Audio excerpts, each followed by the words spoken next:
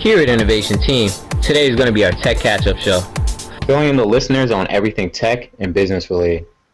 Innovation Team's tech expert, Michael Yule, is here to fill us in on the latest happenings. He's an MBA who works with startups and nonprofits. So Michael, how are you, and how did you spend your weekend? Thank you, Kevin. Thank you for having me. I've spent my weekend catching up with family and the week coming ahead. So let's jump right into it. What was your take on the Mobile World Congress? It allowed some of the flagship brands and companies to unveil their new products, such as the Sony Xperia Z2 and the Samsung Galaxy S5.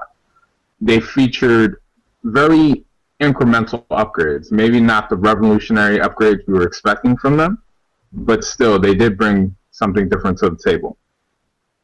It also allowed Lenovo and Nokia to be able to unveil their new products as well. So a little bit of everything. Have you heard any interesting tidbits about the smartwatch that's set to be released by Apple? And what do you think about the smartwatch industry in general? Do you think it's here to stay? Well, that's interesting you brought that up.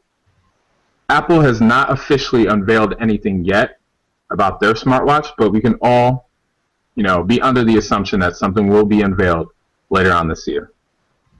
But at the Mobile World Congress this year, we did see Sony and Samsung's new versions of their smart wearable devices. The Samsung Gear 2 was their new offering, and very interesting things. It wasn't exactly, again, like with their smartwatch, a big-time improvement, but little improvements based off consumer feedback.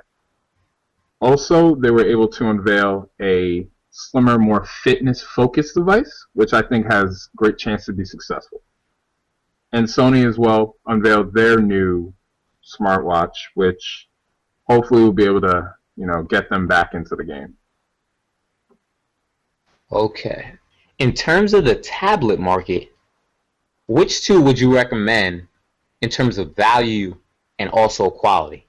Well, I like to break this into two markets. So we have the 7-inch and the 9-inch Plus. For the 7-inch, I'm going with the Nexus 7, the 2013 version.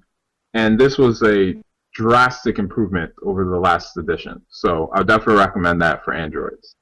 For Apple users, the iPad mini is a significant improvement over the last iteration. For the 9-inch Plus, we have the new Galaxy Tab Pro. And then we have the almighty iPad Air, which is another great big-time improvement over the last version.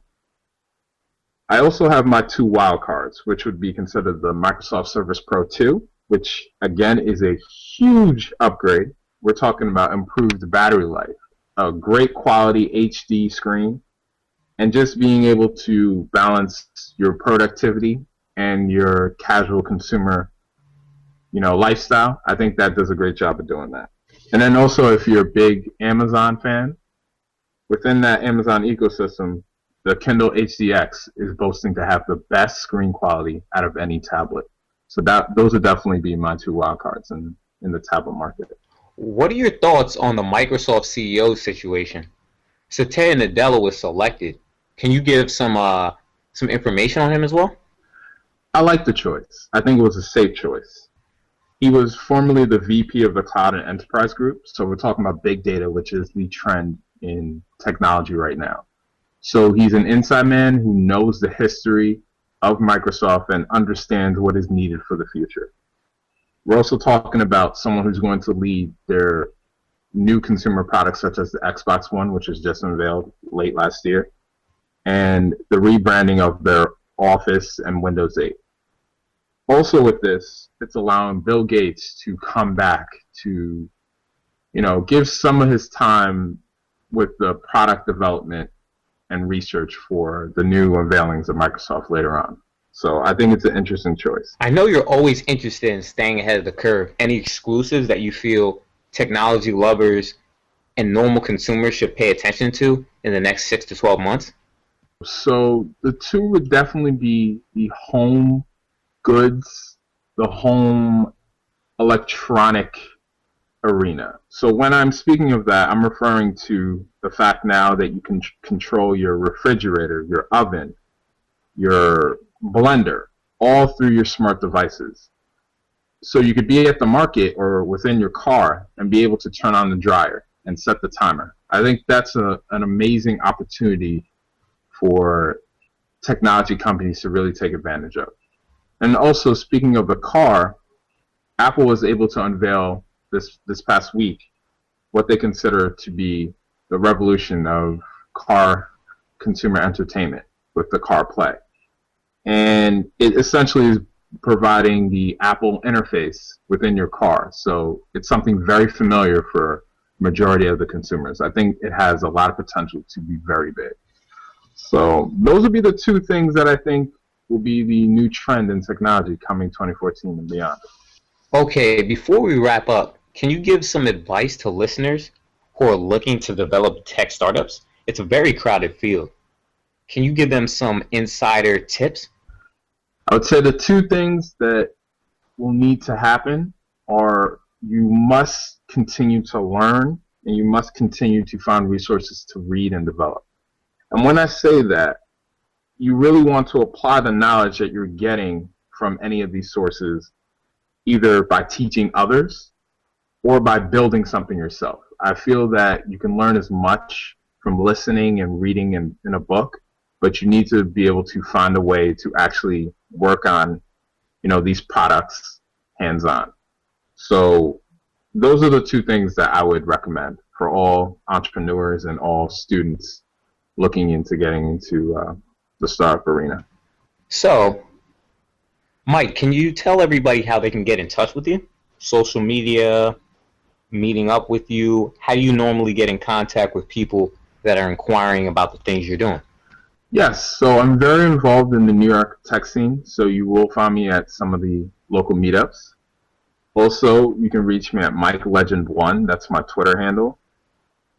And also, I'm in the process of starting my own blog as well, so you'll be able to read some of my content and, get some guest posts by some of my good friends in the technology world. So I'm going to be all over, so we'll definitely be able to communicate. Sounds great. Mike, we just definitely want to thank you for spending some time with us, giving us some insider tips, and giving us some of your time on the weekend. You enjoy your weekend, Michael. Thank you, Kevin, and you as well. That was Michael Eula, and he was giving us some of the tips and some of the strategies that some of the startups can use to elevate their status. Listeners, go to innovationteamx.com and innovationteamx2.blogspot.com. Any high school bands, check out our fundraising page. And anybody could check out our philanthropy page to see how you can help out. Innovation Team, out.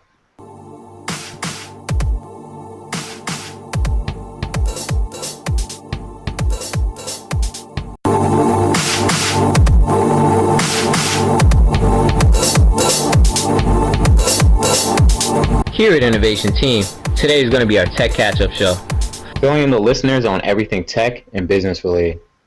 Innovation Team's tech expert, Mike Eula, is here to fill us in on the latest happenings. He's an MBA who works with startups and nonprofits. So Michael, how are you, and how did you spend your weekend? Thank you, Kevin. Thank you for having me. I've spent my weekend catching up with family and the week coming